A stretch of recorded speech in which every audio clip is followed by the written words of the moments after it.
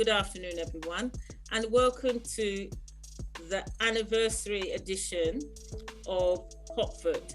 And with me today, I have S Ama Wray, and she was the chair of ADAD, which was the organization which launched HOTFOOT when the magazine started. So welcome, Ama. Good to Hello, you too, Funmi. Thank you for the invitation. Yeah. It was great to be invited to share. Yeah, we're very excited to have you back because Ama was the chair of ADAD, which is now part of One Dance UK, when HOTFOOT started. And before we had HOTFOOT, we had the ADAD newsletter. Now, the ADAD newsletter was extremely exciting. I used to really wait for it. It came out 4 times a year, I think. And it was just this very simple few sheets of paper. And it had all the classes in African, Caribbean, Black dance that were happening in London and around the country, actually. All the classes, all the workshops, all the performances taking place. And I'll just wait for it to come through the door and just find out what was going to happen and circle them. So in 2000, when Ama became the chair of ADAD, what was ADAD then, she decided it was time for the newsletter to move into a magazine format. And that magazine is HOTFOOT. And an international magazine. It's read all over the world. We have statistics to prove it. Amazing. And we've, over the years, interviewed some very important artists, reviewed many books, been part of many discussions in the dance world.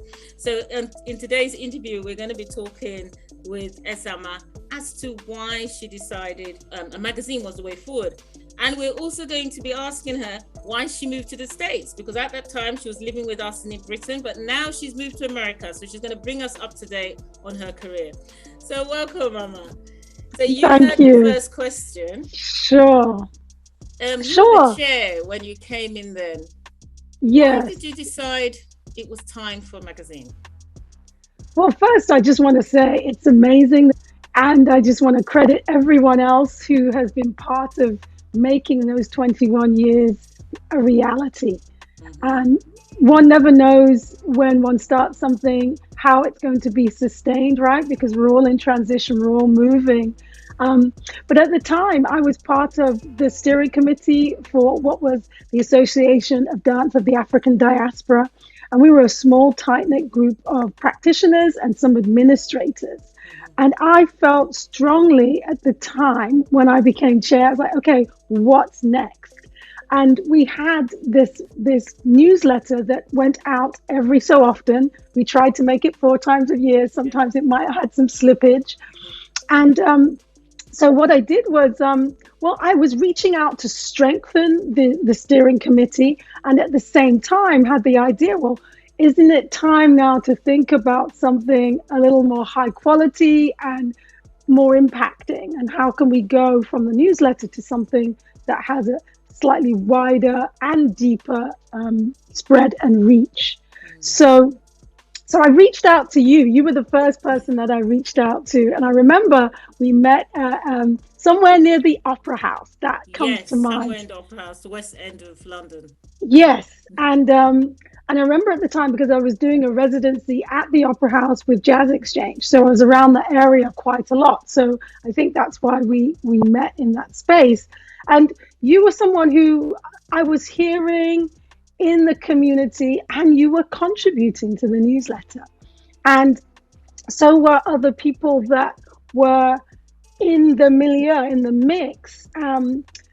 And so with the fact that you were an active contributor, I thought, would Funmi be interested in being on the steering committee, help shape the vision going forward? So I was very, very, very, very motivated coming to you. And thankfully you said yes without hesitation. I thought, brilliant, this is a powerful woman. She's going to really add a great dimension. And I also reached out to Robert Hilton and to Kwesi Johnson, who are both artists who are actually benefiting from being on some of the platforms that we ran, the choreographic platforms. And so with that, they also joined the steering committee, and we made that transition to the newsletter. Judith Palmer came along as well. Yes, Yes. yes, Judith, yes. And again, someone who was always making contributions in the community, very avidly part of what was happening. So it was important to re-engage and bring new energy so we could redirect the focus going forwards. Yeah. Yeah. And with the establishment of the HOTFOOT, we had a coordinator. You recruited Debbie Thomas. Yes, Debbie was fantastic. Yes, and she stayed with us for a good while. I'm not quite remembering how long, but she really helped us to get things into shape. But she actually was instrumental in the magazine's name. What she did was run a competition Right. amongst the readership to choose a name, and they came, and somebody in the readership chose the name HOTFOOT. And Fantastic. I realized later on, I realized that, and you can tell me if I'm correct, that HOTFOOT is a word that's really associated with jazz. Am I Hmm. correct? Yes, yes, because there was a type of music that at one time was called hot jazz. And so, Okay. yeah, the kind of footwork that was associated with that music. Yeah, yeah, Yeah.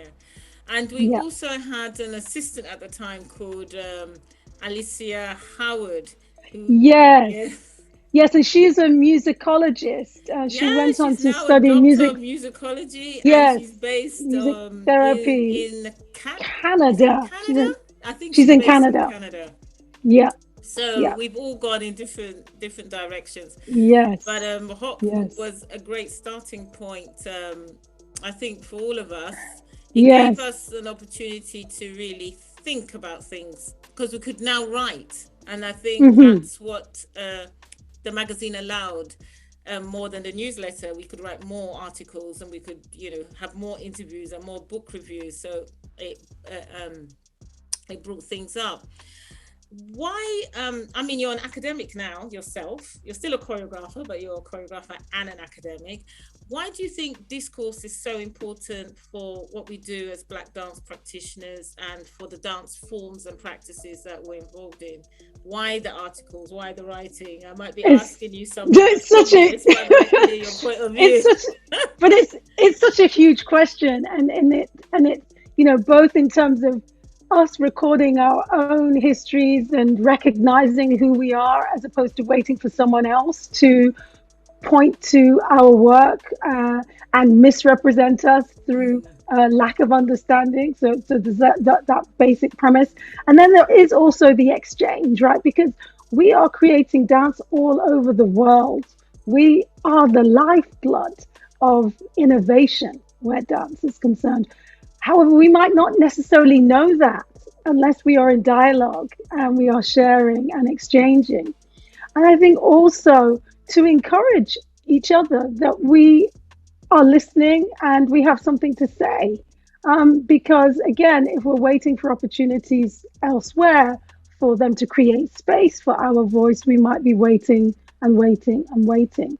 So I Hmm. think for all of those reasons, it's important to build community and to create ways for us to be dynamic in Yeah. terms of our our work, our legacies, and our innovations. As we're exchanging, we're also building new ideas. Hmm. I'll come back to new ideas when later in this interview when I talk to you about your own work. Right now, though, I'd like to talk to you about archiving.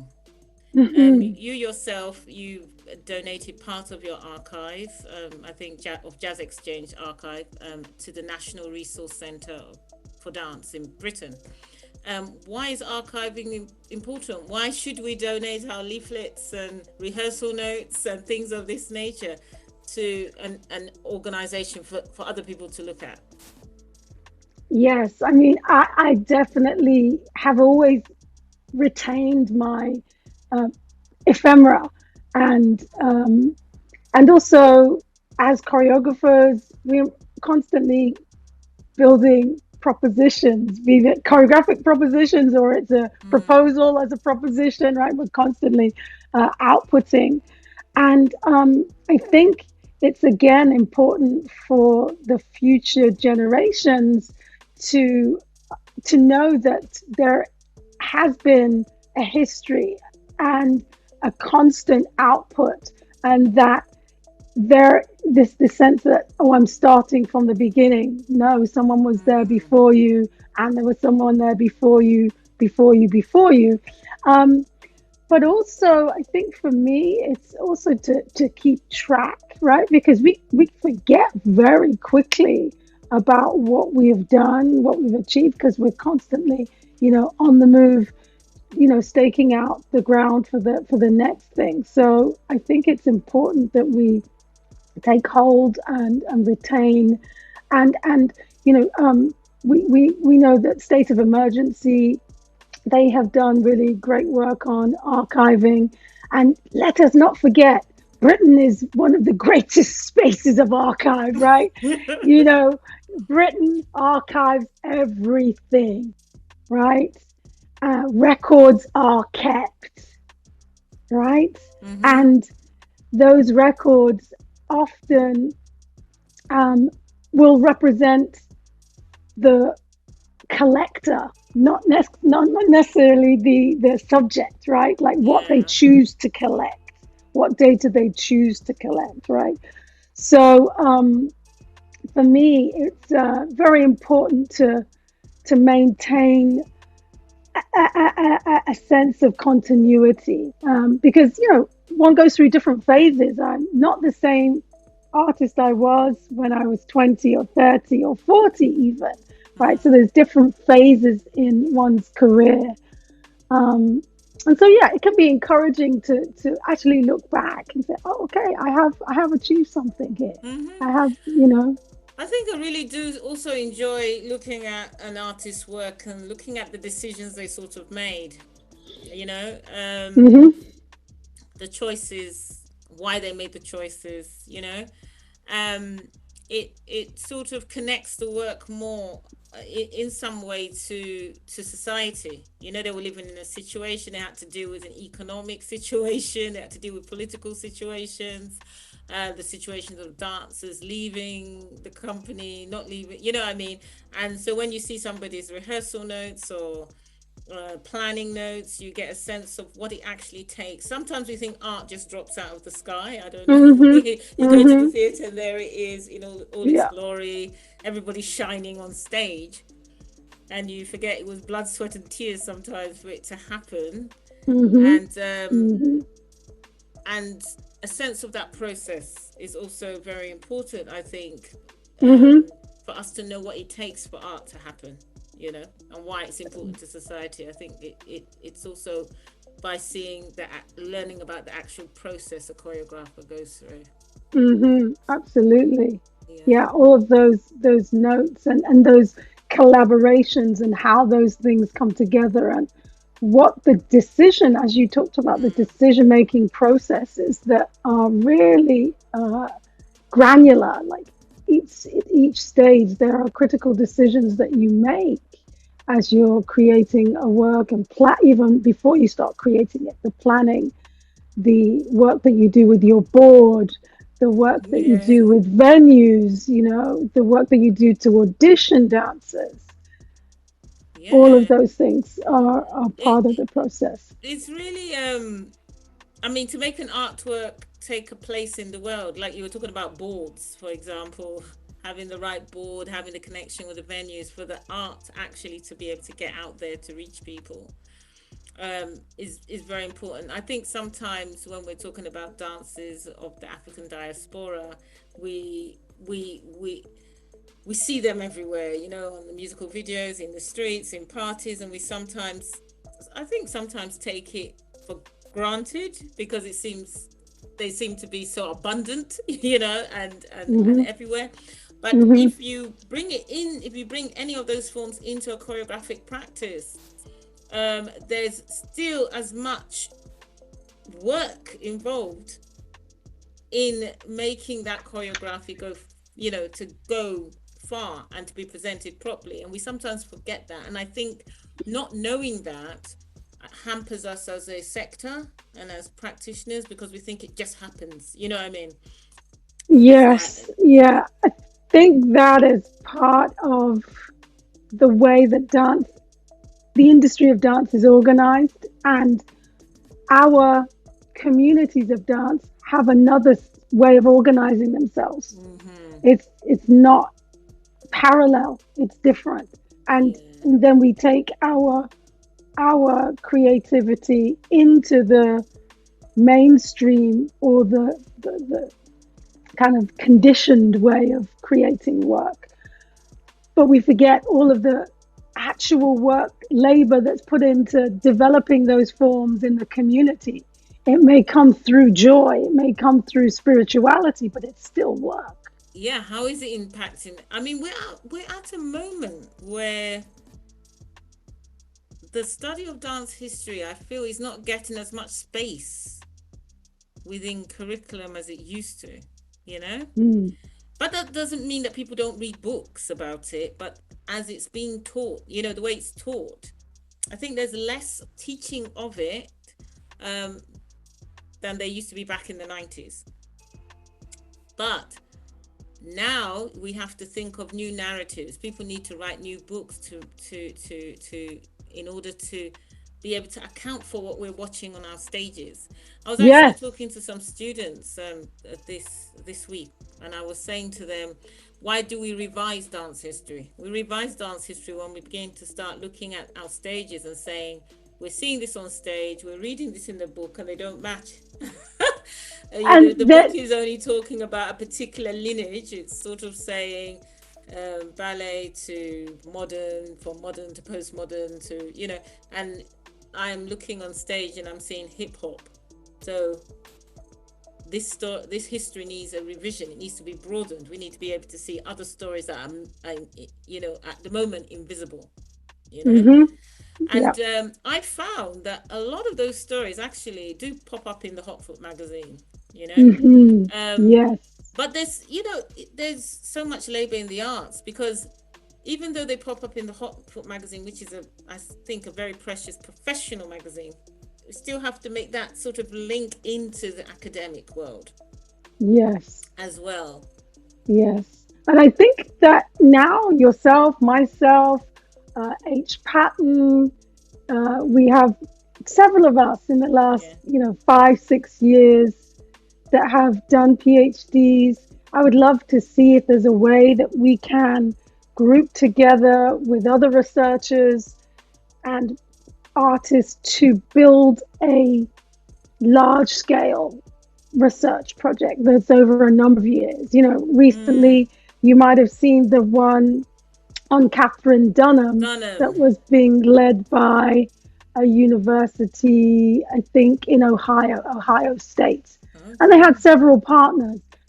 I would love to see us do something Yeah.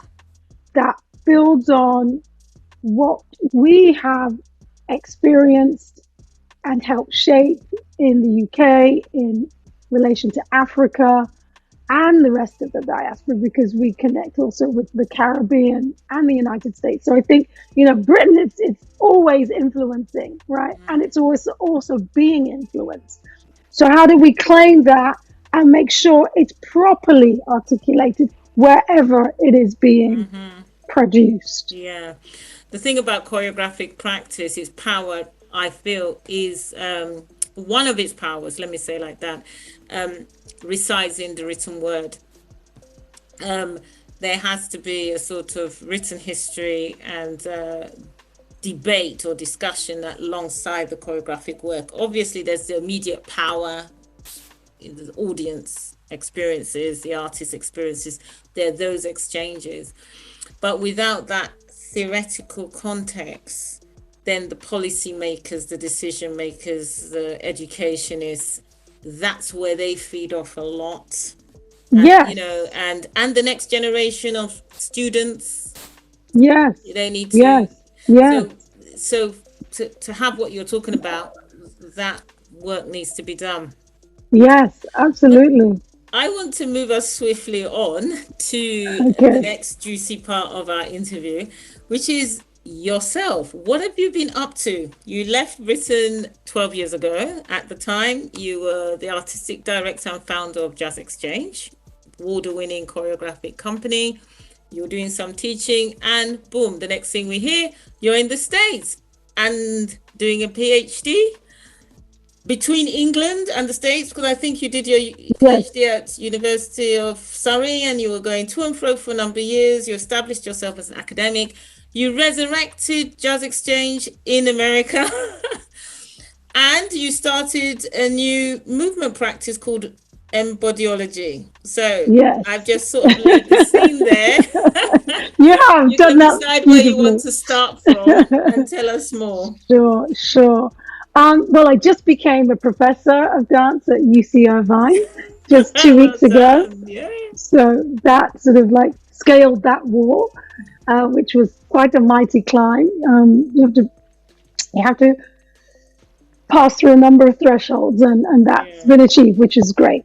But yeah, so although I left the UK in terms of my day-to-day work, I was actually coming back very often to pursue the study of my PhD at the University of Surrey. And I have to say it was really great decision that I made to pursue my PhD. I didn't really know where it was going to land. Very interested always in improvisation. Also in technology. I don't know if you remember the work I was making for several years. Yeah. Called Text Territory. And on the sort of backside of that, I've also become a co-founder in an initiative called AI for Africa. Mm-hmm. And it's a multidisciplinary group of artists, theorists, and I would say entrepreneurs who are looking at artificial intelligence, machine learning, robotics, performance from the African lens, meaning how does this benefit African peoples? What does it mean for African peoples to be part of that? So that's it's kind of my side hustle, if you will. It's been an amazing space of exchange between really interesting people during this pandemic. So we did a symposium for the United Nations for the AI for Good summit that they have annually. We did that virtually. We were supposed to go to Switzerland. But back to my own work, the engine that is really has sort of firing my everyday, aside from teaching, of course, at UC Irvine, which I do, is Embodyology, which was the outcome of my PhD research. And I was looking at improvisation through the lens of African performance. And what I've come out with at the other end is a model of practice, but also a theoretical model to be able to evaluate, to analyze spontaneous performance. So if you're outside of dance or interested in improvisation and you understand this model, you'll better be able to appreciate what is happening in our performances, be they traditional performances or be they diasporic performances, where we are creating in the moment. And this work has now led me to develop a teacher training program, which I initiated this year.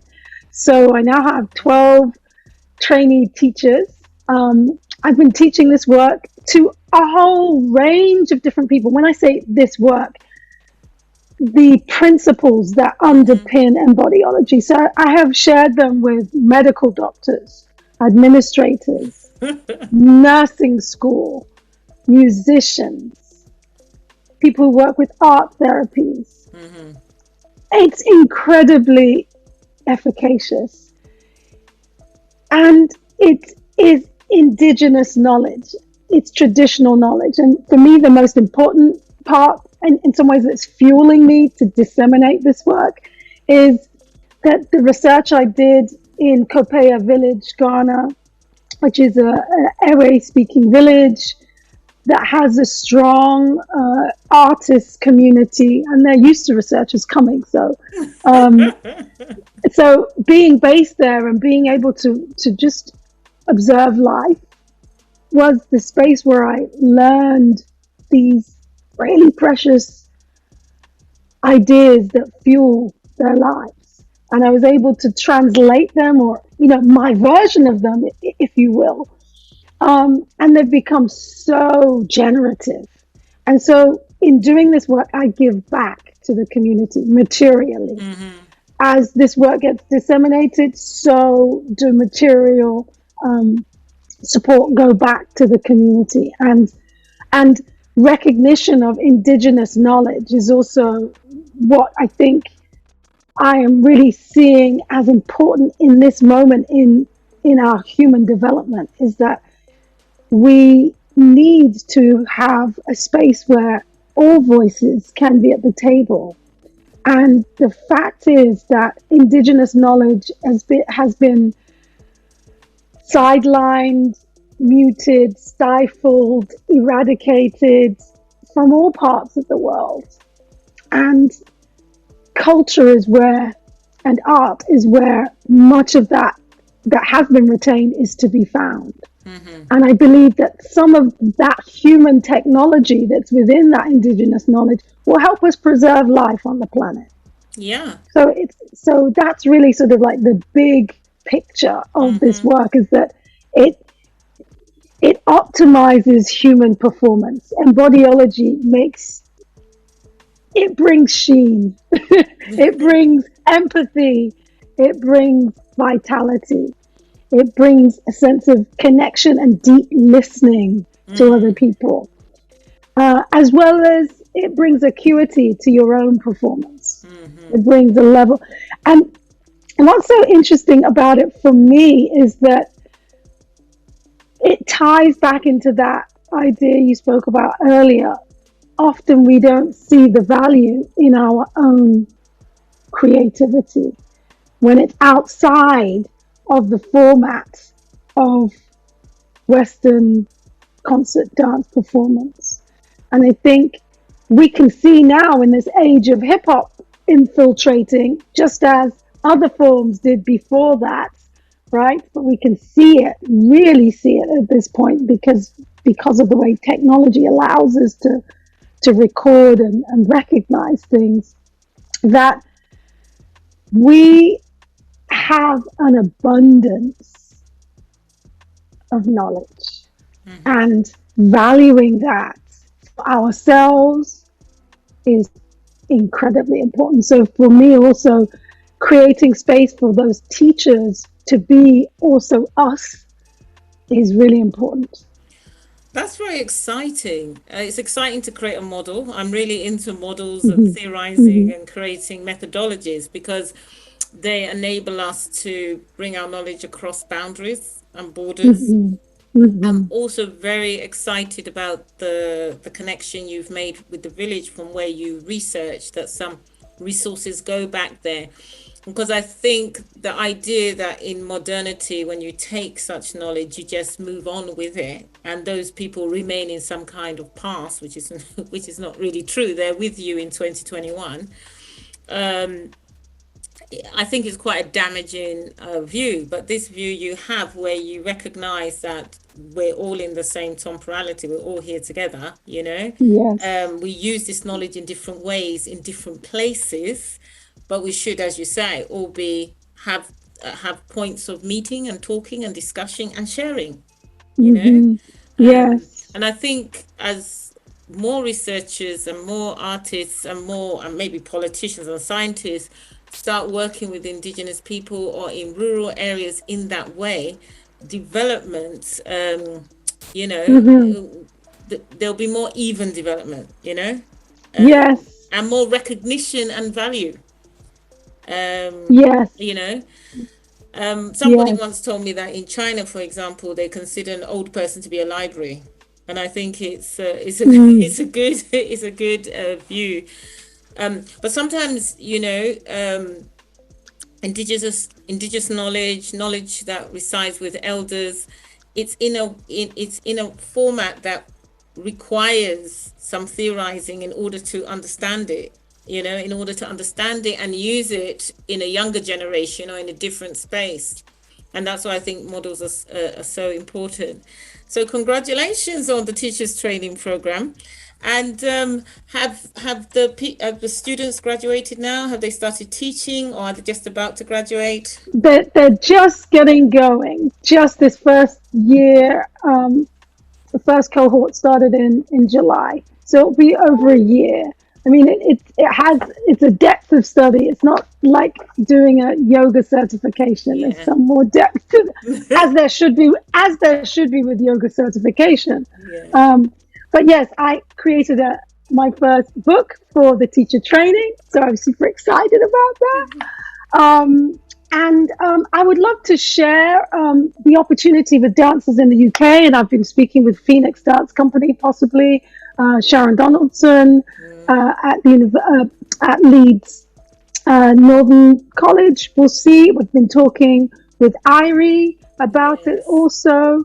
I would love to bring this because it was developed on three continents: Africa, also in UK, Europe, and in the US. So I was working with artists in all of these places. I want Yeah. to take you a bit further back, actually. I remember when you developed a methodology called the kaleidoscope Yes, the technique. kaleidoscope approach. Yes. The kaleidoscope approach, and but that was based on jazz improvisation. Am I Yes. correct? Yes. And absolutely. And so this study, in some ways, obviously, it's a furtherance of that. But there came a point in looking at jazz ecology where there were more questions for me, and that needed me to look at origin points. Needed to look at the communities whereupon we came from before we Mm-hmm. developed jazz. I needed to look at those currencies now, not just think about Yeah. them ancestrally, but like, well, how are people creating now? And indeed, they are creating now. So this whole notion of traditional, right? People think of it as closed in, boxed in, and fixed, and somehow closed. When the truth is the all of the sensibilities that come into the creative space of innovation are very much alive there. Um, Okay. yeah, so I'd love to actually share a link. I don't know if it would be possible to add a link to a festival that the community had about 4 months ago. We raised funds to help the children have their first computer lab at the village school. And there's Wow. a little video. I'll share that link. It'd be nice to share. Yes, So, it will you know, be. I'd love to see the whole municipality, through Embodyology, all have schools that have their own computer labs, solar energy. Wakanda Village may yet be real. Wakanda. Definitely. So that's is it's been great to catch up with you. Talk about how hot foot started, why it started, and I can still see the thread, that desire to document, create knowledge, produce knowledge, share knowledge that started off Hotfoot. I can still see that through your Mm, work as a choreographer and academic, and now social entrepreneur right. and an educator. I can see that going, and a magazine is a powerful thing because it allows us to share these ideas and then take them off into different directions. It's Hmm. really great to hear about what's happening in the village, and yes, we will take the link. And yeah, before we Wonderful. close today, is there anything else you want to share with us? Well, I just like to say again, thank you for me. I mean, Dr. Adewole, you are a powerhouse, and your vision is still living within the space of dad, right? And you've done so much to make the consistency, the sustainability flower. And so, I just wish you continued health, strength, joy, happiness to be able to keep doing that work. And yeah, I'd love to see how we could collaborate to do something seismic Yeah. Because we still have more to do, and we've got to make those right decisions, right? Yeah, the great thing about 21, it's supposed to be an age of maturity. And many of us practitioners, we're hitting that age where we're being considered elders ourselves. We'll be able to to create a project, like you said, that is seismic and will Hmm. go on for years Hmm. and bring and articulate some of the understandings we learn, you know, Hmm. Hmm. to a new Yeah. generation of dancers. Yes, that next generation that's doing this beautiful work. So thanks again, and thanks to everyone viewing. We hope you enjoyed the interview, and please share the link. Bye for now.